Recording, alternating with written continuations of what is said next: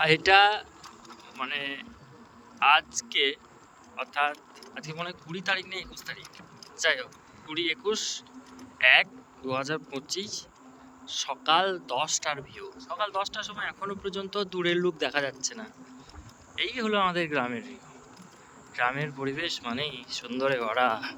ঠান্ডা লাগছে ঠিকই প্রচুর পরিমাণে, তবুও একটা আনন্দ পাচ্ছি, কারণ এরকম কুয়াশা সচরাচর রোজ রোজ হয় না, মানে প্রতিদিন তো আর হয় না, মাঝে মাঝে হয়।